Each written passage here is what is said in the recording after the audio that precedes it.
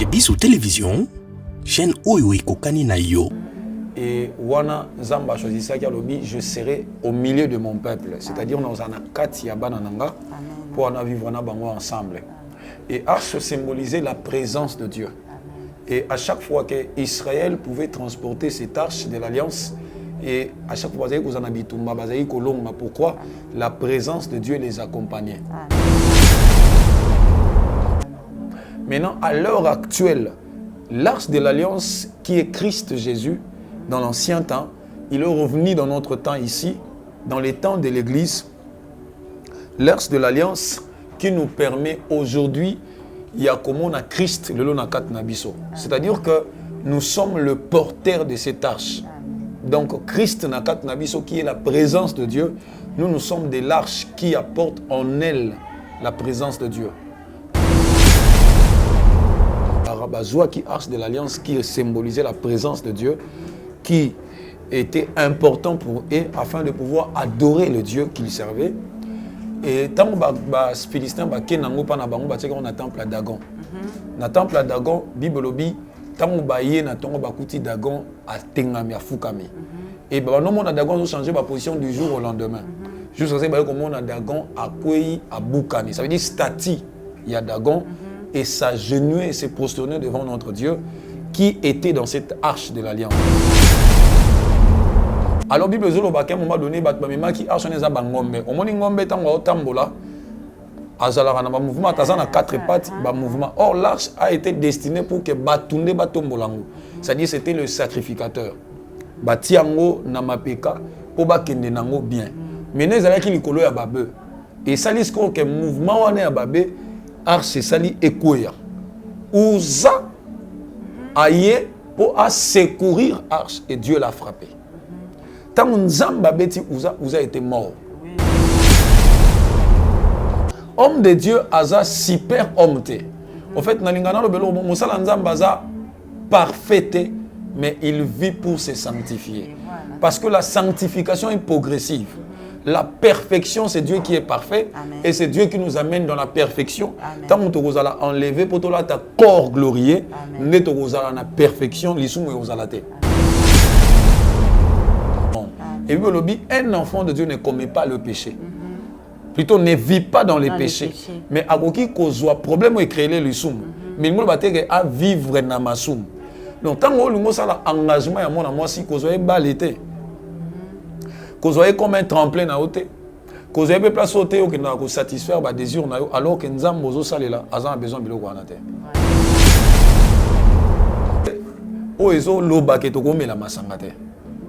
C'est-à-dire que Bible et la sacrificateur, nous sommes appelés pour contenir la présence de Dieu.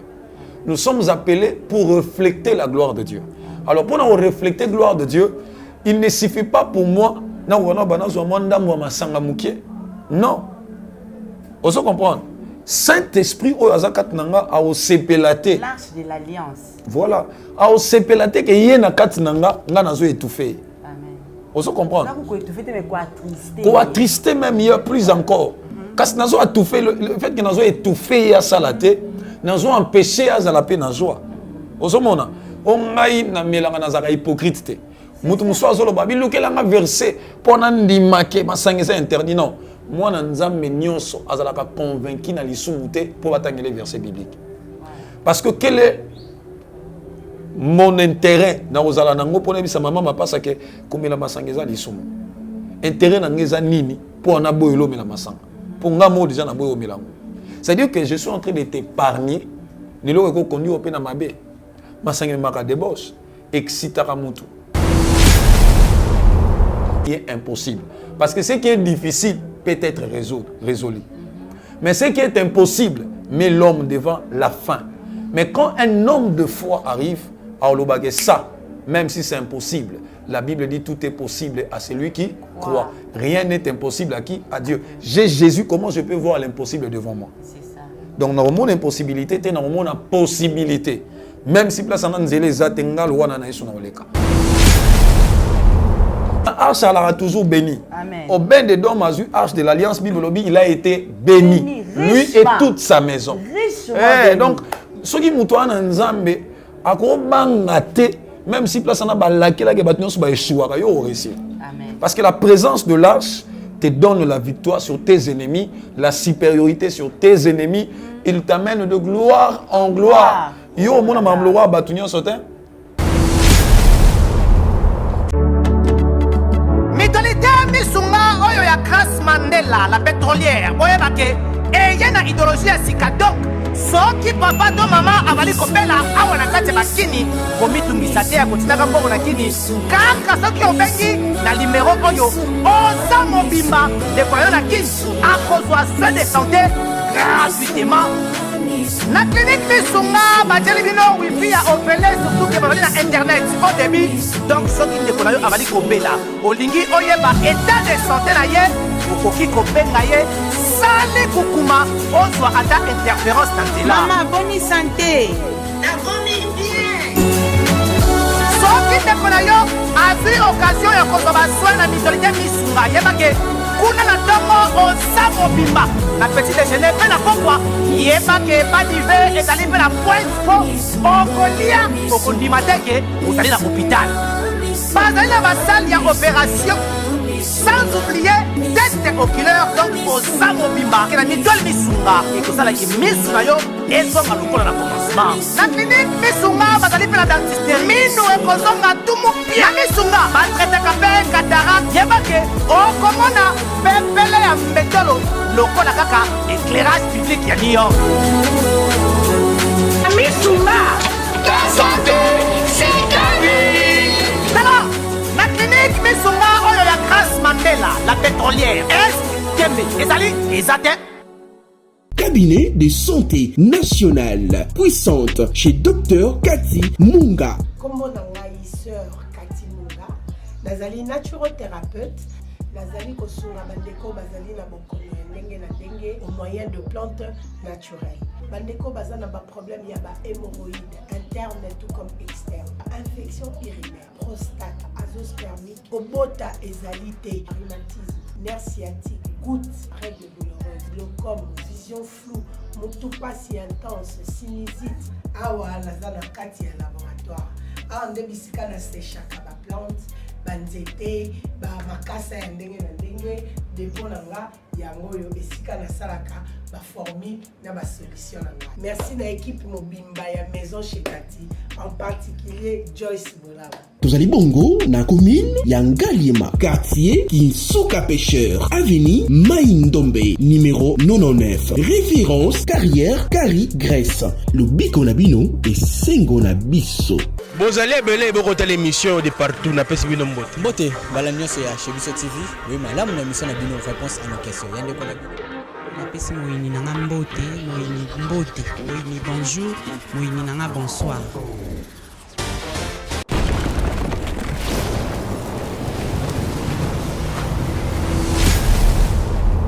Chez Bissou Télévision, chaîne Oyo Kokani na yo. Bonjour, bonsoir. Ezo de pondre na air oyo okoyamba émission na télé na yo. Émission kitoko, émission Olrozelaka, émission ya bana Zambe kati na nkolo. Et puis ça m'a nawabino votre simple servante maman Lydie Mukadi, autrement appelée maman Mapassa. Na pesi moyini nanga mbote, moyini bonjour, moyini nanga bonsoir.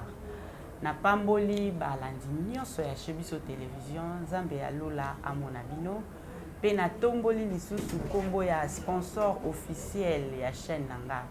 Chebiso Télévision, chaîne oyo ekokani na yo, oyo ekokani pe nanga. Bible ezotalisa na nga ke bakoya na banzela moko. Bayini bakoya na nzela moko me Nzambe na nga aopanza bango na banzela sambo. Na simbeli kaka wana et puis ebakisi oui le bonheur et la grâce m'accompagneront tous les jours de ma vie.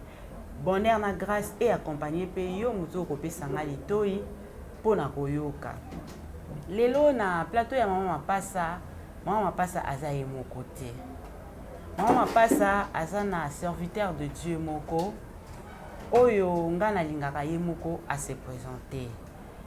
Vraiment bandeko balandi lelo makambo Nzambe ebebi. Lelo tokomi kaka kotombola diable, tokomi kaka kotalisa batu ke Satan ande makambo. Satan aza na nguya, il faut boyer, pozongisa boyer. Diable, tolobeli diable est trop, tolobeli est vraiment mingi. Tobosani kolakisana ba na Nzambe la puissance de notre Seigneur Jésus-Christ. Notre Dieu est tout-puissant, notre Dieu est merveilleux, notre Dieu est vivant, donc tobosani kolakisa ba na Nzambe nguya ya Nzambe o tonzimela. Kasi lelo na plateau ya mama pasa ayambi mosali moko na Nzambe, ya lingani des fois ba benga e frère. Mais à quoi se présenter les moko, papa n'a pas si beauté. Beauté, maman, papa, ça. Que le Seigneur vous bénisse. Amen, vous bénisse aussi. Amen. En fait, j'ai dit merci, n'a pas si beauté na balandi à émission 4 Nankolo. Amen. Beauté, n'a pas oublié na kombo na Yesu nga. Naza pasteur Richard Kambungu Mabunda. Amen. Du centre évangélique La Porte du Ciel, na Salongo Sud, donc commune à Lemba. C'est ça donc.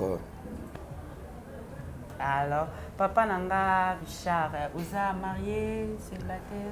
Non, je suis seulement Ngaï. Oh, maman, pas ça. Vraiment, pasteur Nangaï, nga na sepelaka mingi koyeba obimela wapi. Po ebele tozo yambaka na ba chaîne na biso, baza na soubassement te nga na lobaka. Baza babima nulle part. Tu vois, aza komi benga pasteur, aza komi benga prophète, mais aza na église te. Hein? Nangina yeba papa nanga yo obimeli wapi pe église wana olobi eza ya yo to eza yo za adjoint to ndengeni. Merci beaucoup. Et ngai na yambi Yesu nanga l'église La Trinité. Voilà. Où eza dirigé par pasteur nanga père spirituel. Pasteur Barthélemy Ngwabata Maswaku. Voilà. Et même muto a consacré kinga parce que histoire exactement moulaï na Robert Tate.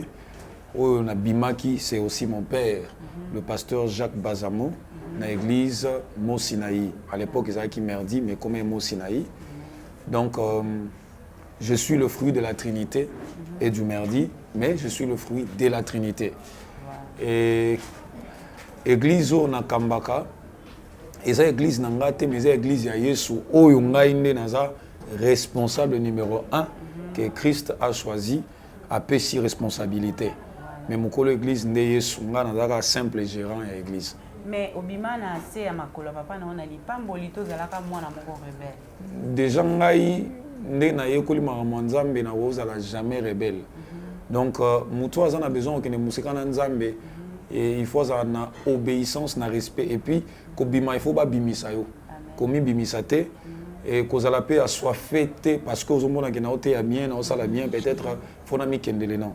Biso toza ba rebelle te, toza bana donc nga si on n'a pas pasteur nanga maswa kwata ko pesa edim nanga ayebi ke Richard ayaki et d'abord nga na sali théologie mutu a recommandanga pona ko sala théologie c'est mon pasteur Mwabata Barthélemy Maswako. Voilà, na profiter pe ko pesa papa nanga spirituel ya pasteur na fani na ebambote. Pasteur vision ya église na yo ezani. Vision ya église nanga c'est dépeupler le camp de l'ennemi et comme na c'est-à-dire n'enseignera sur la sanctification, la crainte de Dieu, la repentance, l'amour de Dieu. Donc c'est ça. Vision nanga, c'est ramener les enfants de Dieu vers Dieu. Et bakotalo la lobby. Et je bénis Dieu parce que papa nanga a comprendre déjà va passer dans un bébé le retour na vision église à tata bani mais kolo asunga basali nyonso ya nzambe oyo bazosalela na solo abundela bango. Na profité pe kopesa Yesu mbote na mobile nanga Mike ainsi que na bana nangai na ba parrain nangai couple basengana mama Lilène basengana na papa Gaston na lingaka bino mingi boza vraiment esengo pona mama pasa na pesi mbote na grande sœur propre mama Daniela Ekombolo au Kalate akozana na biso na Congo Kinshasa na grand frère nanga Willy Mutamba l'évangéliste Willy Mutamba depuis États-Unis père doublé. Hein? Mango Koto, mon grand frère, hein? Mon yaya, autorité morale de maman pas ça. Pasteur Nangai, Tozongi Mukie, Zolobi ya Mamna Nzambe, opesi biso vision na yo ezali kolongola batu na masumu komema bango kobanga pe kosalela Nzambe. Kasi lelo na émission maman na likambo na biso ezali l'arche de l'alliance. Tozolobi la arche de l'alliance. Lelo basali na Nzambe bazoyi bateki bango pe basa ba arche de l'alliance basali na Nzambe ebele tant que tout le monde a arche de l'alliance, tout le monde a la kipoi. Mais or, tous symboliser les arches de l'alliance, et ça ligne autres ya mutu, oh, azo c'est l'ensemble, na ko bangaye, pe na kotika masu. Tous autres bananes na ko décortiquer l'arche de l'alliance. Arche de l'alliance, et dit koloba nini, pe, et ça la ka nini, selon la Bible. Merci beaucoup, maman Mapassa. Et arche de l'alliance, c'est Dieu pour la première fois. Zamba lingi a en relation permanente na peuple naïe. D'ailleurs, Moïse, il faut passer la tabernacle et puis passer la coffre autobéni arche de l'alliance. Et wana Zamba choisi ça car je serai au milieu de mon peuple, c'est-à-dire dans un katia banananga pour en vivre ensemble. Et arche symbolisait la présence de Dieu. Et à chaque fois que Israël pouvait transporter cette arche de l'alliance, et à chaque fois que vous en habitez, pourquoi la présence de Dieu les accompagnait. Amen. Donc, arche de l'alliance, pour nous, on peut savoir la définition bellété. Dans l'Ancien Testament ou dans l'Ancienne Alliance, représentait le Dieu ou la présence de Dieu au milieu de son peuple. Amen. Il voulait rester avec son peuple. Amen. Maintenant, à l'heure actuelle, l'arche de l'alliance qui est Christ Jésus, dans l'ancien temps, il est revenu dans notre temps ici, dans les temps de l'Église. L'arche de l'alliance qui nous permet aujourd'hui, il y a comme on a Christ, le lonakat nabiso. C'est-à-dire que nous sommes le porteur de cette arche. Donc Christ nakat nabiso qui est la présence de Dieu, nous sommes de l'arche qui apporte en elle la présence de Dieu. Donc lelo biso tozo me manzambe nakat nabiso. Et Dieu est au milieu de nous. Dieu est en nous et tu symbolises nzambe na manière où biso tozalela. Voilà, papa Nangai, au lobby arche de l'alliance, et ça, biso toujours symbolisé yango. Mingi, toujours mona, tout le monde a formé à bassin nanzambi. Ok. Bozali ba arche de l'alliance. Manazoye ba selon moi connaissance miki na ba matéya oyo évangéliste William Marcel Mutamba ateyaka avant atikambon mboka ya Kinshasa ak les États-Unis d'Amérique ateyaka juste sur l'arche de l'alliance abetaka na kati ya Bible. Abinzamba sengaka l'arche de l'alliance etambolaka na bandako. Na ndako asuke sukaka na ndako ya Obed-Edom. Bazaki kofanda na yango. Zamba sengi sisu ebima ekende. Bana oyo ya Obed-Edom bayebaki ke bafandaka na arche de l'alliance, ba mesanaki na yango tangu bakei arche de l'alliance ebimi. Balandi endi ekweya balandi babongisa Nzambe afrapaki.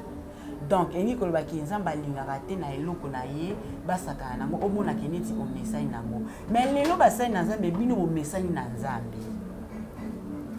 Omona serviteur de Dieu akofanda place oyo bazomela masanga. Yépe azo faire partir. Omona serviteur de Dieu azana ba petit na yo ba bengela kaye ba chérie. Eni kolobaki aza arche de l'alliance. Mais à messani na Nzambe azobosa na Nzambe akoki pe na ko frapper. Est-ce que vous kolimbo la bisongo lolenge ni papa nanga? Merci beaucoup. Au monde entend tolo la arche de l'alliance dans l'ancienne alliance. Bible zolo baboé.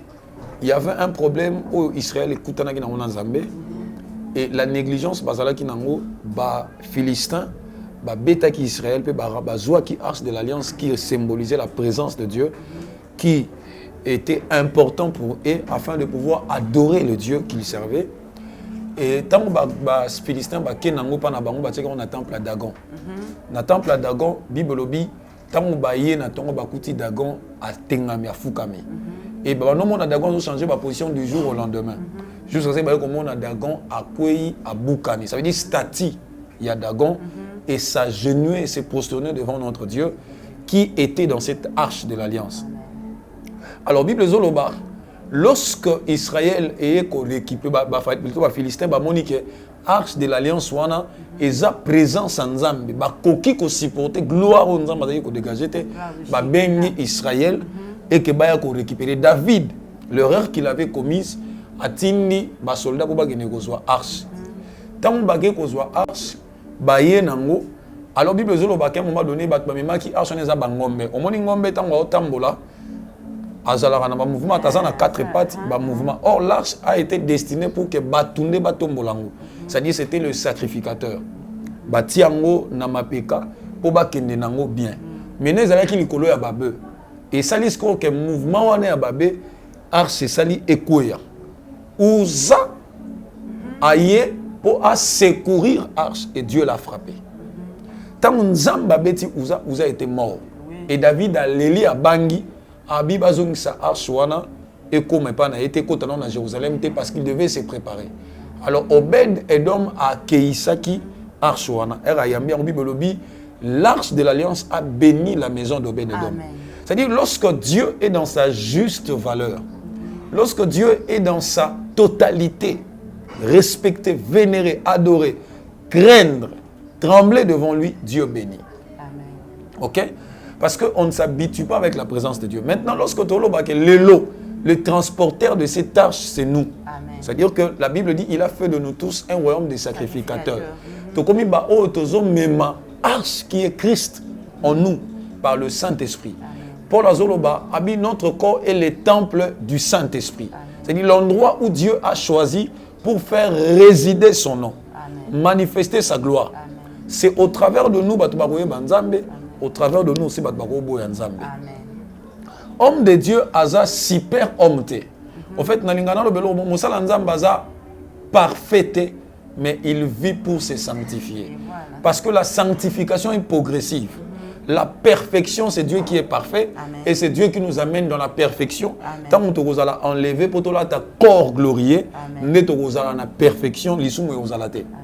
Mais koloba ke mosali ya nzambe avant de se ba tout musuba mais la masanga et yemoko à se conformer pas batona à se familiariser na bango. Ça veut dire que azana souci ba ba bongo la mité maté ana souci ba ba kotalo la té ana souci ba ba nzambe. Je vous donne un exemple dans la Bible.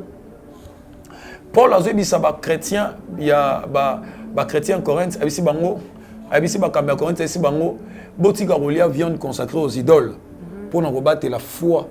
Il y a un bébé spirituel. C'est-à-dire que Paul a considéré que c'est un danger. Pourquoi? Parce que bango bazaki mature ya ko sanctifier musulmana po baliango. Mais ba bébé spirituel bazana maturité wanate. Abi pour na ko préserver foi. Vous savez dans les choses de Dieu, pour la foi de certaines personnes, il faut savoir se priver à certains désirs et certains besoins. C'est-à-dire que étant moi dans Nzambe déjà, et ça na ba milliers musulmana ko vandate. Et ça na bisika musulmana ko kotate. Un, pour nous retomber la combo Nzambe nanga. Deux, c'est pour ne pas permettre à certaines personnes basumuka à cause nanga. Je ne suis pas parfait. Je peux avoir de faiblesses, mais c'est auprès de mon Dieu que je dois plaider pour qu'elle ait la faiblesse nanga pe sanga makas. Kotinda batba bengela biso ba chéri, ce n'est pas bien. Moi je crois que étant un homme responsable, si on a besoin de relations sérieuses, on a besoin de sa acrobacité. Na ko ba maman passa na yebi question mo na nzela na maman passa ser wana zalaka ndenge ni. Azalaka bien azalaka parce que nazo luka moi si na bala to moi si on a une fiancée, to na ko étudier comportement na ye ndenge to ko zala poto bala. Et déjà beaucoup luka vivre na vie auto benga la vie de piété, vie de la sanctification, qu'on vivre sans l'isum. C'est-à-dire nous sommes dans ces mondes, mais nous ne sommes plus de ces mondes.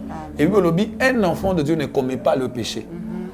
Plutôt ne vit pas dans les péchés. Mais à qui cause problème est créé le soum. Mais il faut à vivre dans ma soum. Donc tant que nous avons engagement à moi si cause est balité. Cause est comme un tremplin à haute. Cause est place haute qui n'a pas satisfaire ba désir alors que nous avons ça là, a besoin de l'eau. Donc en d'autres termes, ce qui montre ça la biloko c'est que yemoko a un ministère en danger et puis a vie éternelle na ye pe abana nzamba danger. Papa ngai tozoika na kati ya makomi. Ezana basala nzambe ebele oyo batelemela na to amuti mote. To amuti mote c'est donc mais là mukie kasi ko langwa te. On eza ba terme bato nzambe malamu, bana nzambe malamu ba hibi ko wana. Mais là mukie kasi ko langwa te. Oh ezaka na Bible. Est-ce que c'est vrai? Té na Bible balobi te mela kasi ko langwa te. D'abord la Bible noir sur blanc. Au moni na babilo ko ba masanga. J'évite de faire de débat parce que na lo bayelo ko li sumu balukela ngo subasmate. Les sumu Bible ba latsa ngo ba pakola ngo mafuta te. Ba latsa ngo pe lamba te. O eza li sumu e bengami li sumu. masanga po na biso bana nzambe eza malamu mingi te. Moi dans ma maison na kota à 20 ans. Na kota la boisson alcoolique te ni enivrante na kota la moté. Pourquoi? Nazana ba verset o ezo loba ke to komela masanga te. C'est-à-dire que Bible et la biso toza ba sacrificateur. Nous sommes appelés pour contenir la présence de Dieu. Nous sommes appelés pour refléter la gloire de Dieu. Alors pour nous refléter la gloire de Dieu, il ne suffit pas pour moi non. Vous comprenez? Saint-Esprit a osepelate. L'arche de l'alliance. Voilà. A osepelate que yena katinanga nga nazo étouffé. Amen. Vous comprenez? Quoi attrister même hier plus encore. Parce que nazo étouffé le fait que nazo étouffé ya salate, nazo empêché à la paix na joie. Vous comprenez? On ngai na melanga nazaka hypocrite te. Mutu muso azolo babi lukelanga verset pona ndimake masangeza interdit non. Moi na nzambe nyonso azalaka convaincu na lisumu te pour batangela verset biblique. Parce que quel est mon intérêt na ozala nango pona bisa mama mapasa ke komela masangeza lisumu. Intérêt na ngeza nini pour na boyelo mela masanga. Pour nga mo déjà na boyo melango. C'est-à-dire que je suis en train de t'épargner nilo eko conduit au pena mabe. Masanga maka débauche excitaka mutu. Yo za mwana nzambe. Okomela masanga na balia baba. Na bisika oya mabe. Isika ya loyenge. Tango eko excité osani. Onukika ngandele moko. Au fait, ils ont conduit en débauche. Voilà. Ils ont forniqué, ils ont commettre adultère. Et au fait, pour nanga, moi nzambe, aza convaincu na lisumu te kaka ce ba yebisi eke o eza mabe. Il faut yomo déjà comprendre état moi nzambe vieux eza vie nanga te. Eza blo musoko za osali yango par erreur par accident. Mais lorsque ta conscience est zongi, o eza mode de vie nanga te. C'est pas ma vie. Na zonga na makolo nzambe yokanga mawa limbisanga. Oyebi tango mutu asala ka repentance sincère na nzambe. Amen. Je donne l'exemple, mutu akutenga lelo na simi vers masanga na meli. Mais dès que na sosola ke na kat nanga, il y a un Dieu qui est triste. Na osala o babenga la repentance. Bible lobi, celui qui casse ses transgressions ne prospère point. Celui qui l'avoue les délaisse obtient miséricorde de Dieu. Ce qui n'a confessé masumu nanga, pe na ndimi kotika. Nzamba limbisinga. Même si yo lobo rappelenga, kutu lobi na mona yo momeni masanga. Lobi na mona ke Dieu n'a pas besoin de ça, ça c'est le passé. Moi je vois le présent avec Dieu. Donc nazo mona lelo na ngana nzambe. Ne to kenene lobi. Omoni. C'est que ce moutazo luka masanga pour le temps souke pour nous longa ba stress non le Saint-Esprit va bien le consolateur. Donc il va te consoler même si tes problèmes est grands. Même si les gens monene mosala nzambe mambwele que l'église est troublée, il y a seul Dieu capable. Il y a coupé ça au kimia, il y a quoi adoucir yo, il y a quoi consoler, il y a quoi zong c'est sengo et bunga kala. Bandi ko balandi on a ko comprendre que mon centre ayoka na sur la masangati. Tout ça là effort biso ba chrétien oyo toza ko melaka tozolo bato a mutimo te nazo melaka sina olangwa te na ya masange koma lisubu soko melo lango komosa mabe mais neti ngabo na meli langa na conscience na salini na sumuki non bolandi mosali na nzambe apesi vraiment likambo moko na moko asimbi point moko na moko o etali au sujet ya masanga parce que nzoto na biso eza arche de l'alliance. Aux arches de l'alliance pour Nazam. Yo otambolaka na bokebi nyonso. Yo ce qui muta meki na mutu ya arche de l'alliance a okwe ya pe akufi. Mutu a côté le mabundiso. Yo bi benga lo manga na za arche de l'alliance.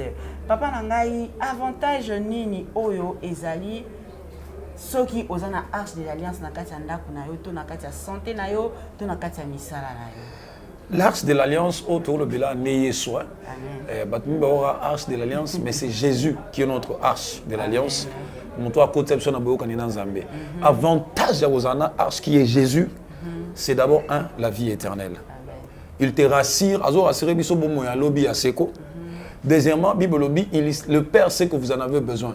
C'est-à-dire que l'assurance de la vie sur la terre et dans les cieux. La Bible dit, ce qui toluki liboso bokondi ya lola liboso bokondi ya lola nyonso ekopesa mela biso lokola matabisi balobi nyonso donc eloko te. C'est-à-dire que le royaume des cieux c'est un privilège. Or le royaume c'est Christ qui le donne.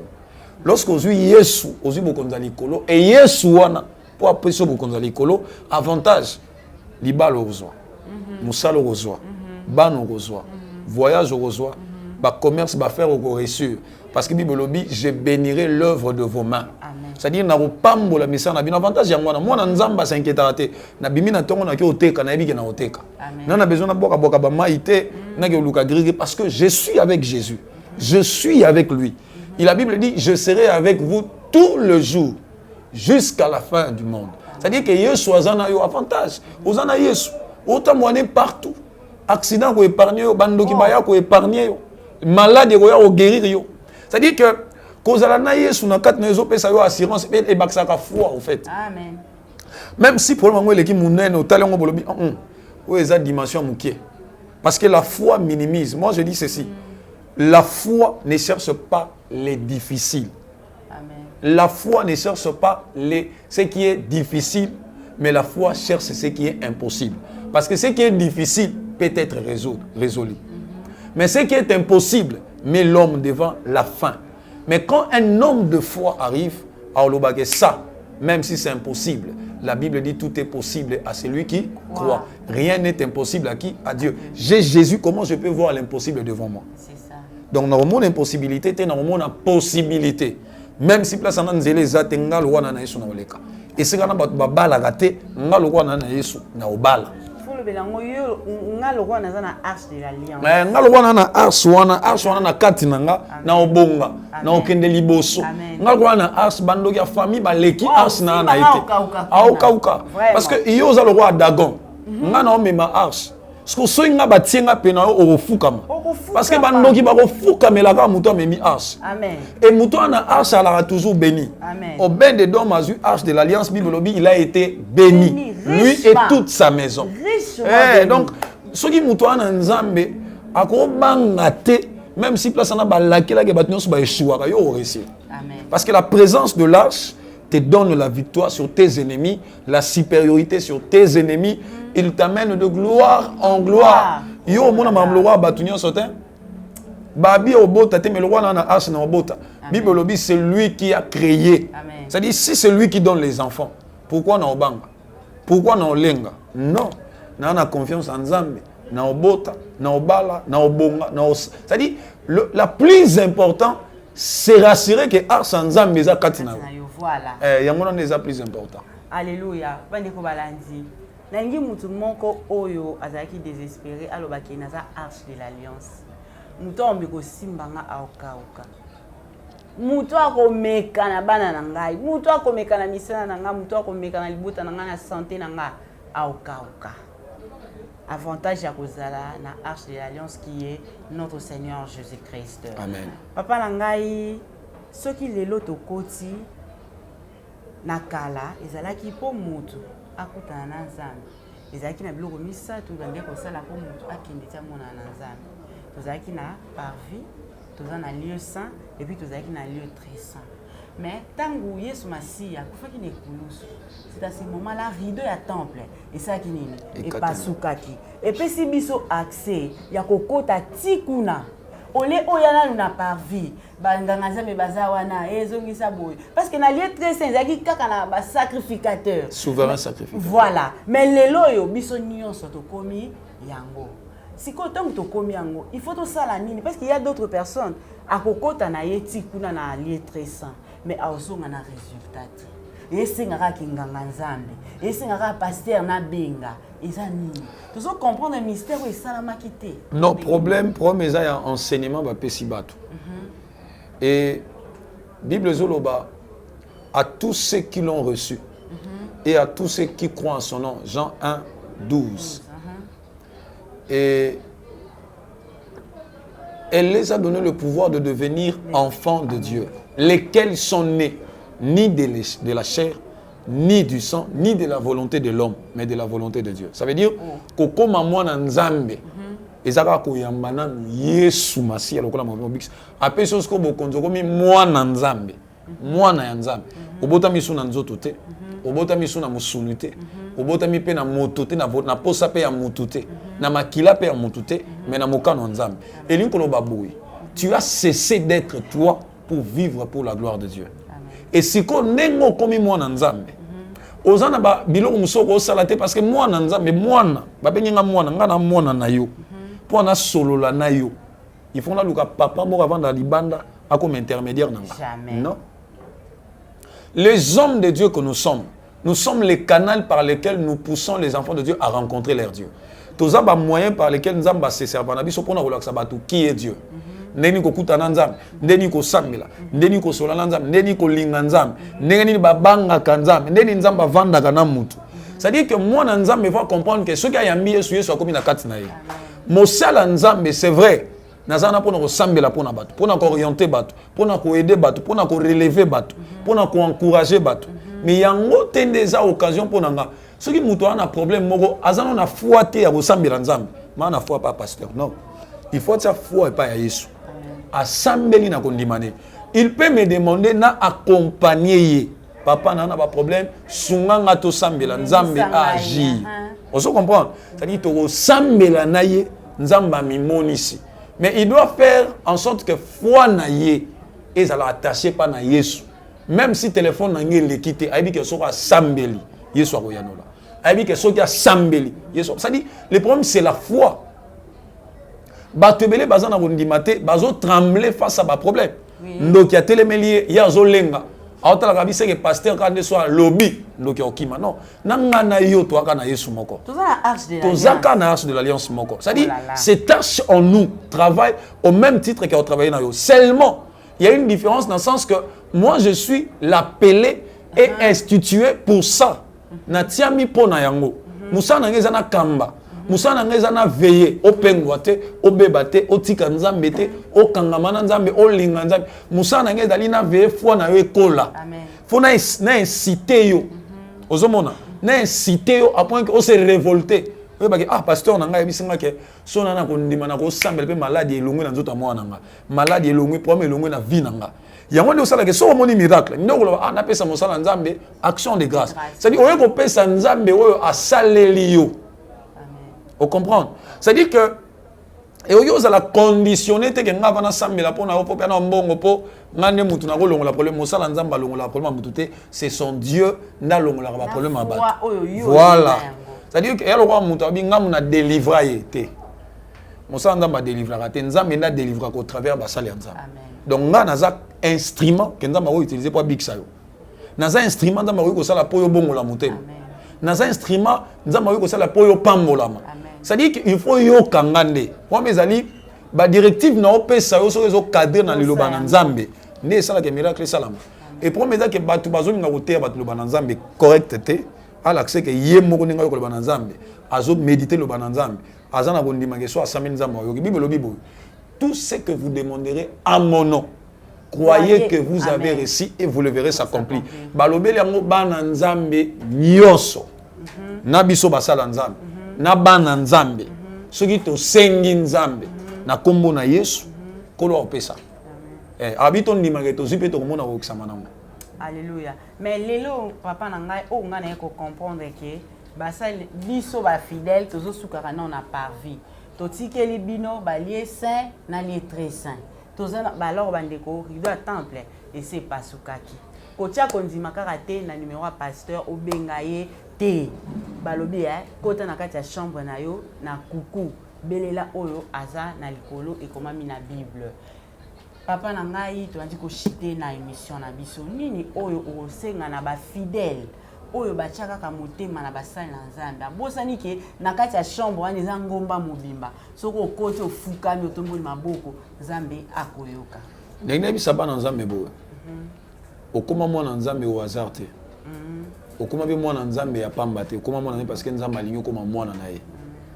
Alors la seule eloko na ko senga na biso eza boye je suis votre pasteur pour ceux qui me croient que je suis leur pasteur et je suis aussi un moyen ou un canal par lequel nzambe ko passer pour na ko éclairer eloko moko so vous avez un problème oko benga pasteur bible lobi confiez-vous à Dieu vous serez affermis à ses serviteurs le prophète vous réussirez. Mon sala nzambe da bona opesa ba directive comment prier, comment orienter prière na yo, comment mettre ta foi en jeu na promo soko yebisinza nzambe va répondre na yo. Nengina cultiver confiance ya nzambe na kati na yo. yeba ke ndenge ndimela nzambe nzambe aza pe na kati na yo ndenge croire kana nzambe nzambe ape na kati na yo soko croire ke nzambe ana kati na yo même si obengi nga nanu te ekosambeli bolamu nzambe emonana soki po croire na nzambe ekolobi ke mosala nzambe na mosala nzambe na benga ye asambela po na nga yeba que le fait que croire que na mosala nzambe so na sambeli po na yo miracle ozala ngam na oselo miracle te mais le Dieu auquel tu as cru que moi je crie a oselo bilembo mais le problème ozande mutozo banga trop ozana confiance même ya prière na yo moko te ozana confiance même ya nzambe osambela te lelo ozo croire te que nzambe osela yo soko sambeli voilà pourquoi lelo tozo courir même na boza même na ba risque ko courir derrière ba charlatan derrière ba magicien ba occultiste o ba se déguisa ba sali pe nzambe alors que baza yango te na ko bisoka ke sala nzambe confiance linga nzambe banga nzambe yoka nzambe luka pe ba o baza dans le vrai o confier bango vie na yo po ba landelo ba encadrer yo peut-être rôle ba pasteur wana na moni kaza bien bengaye solo la peut-être pour ba ngai luko joindre nga na ko banda ko enseigner ko aider ko laksa yo mona nzambe tambola ka ndenge nini abanga nzambe ndenge eza suma ma par vite lié saint lié très saint non Christ a déjà déchiré dans le lieu très saint il y avait qu'un souverain sacrificateur dans Dokota une fois par an mais dans le lieu saint les souverains sacrificateurs et les lévites bazala ki wana mais na parvi ezala ki pona peuple mais le lo yo soit biso nyonso akoti biso tina kat au pour le cas intimité na yo nzambe relation na yo nzambe dans la prière dans la méditation bien aimé toujours qu'il est vers la fin ceux qui kondimanu baki samité obandoki mara bandoki ba démon ba nini melolo roye bangote amen pour yeba valeur à Yesu croire que na kat nous il y a la présence de l'arche qui est Christ amen na kat na il peut tout faire amen et le Seigneur vous bénira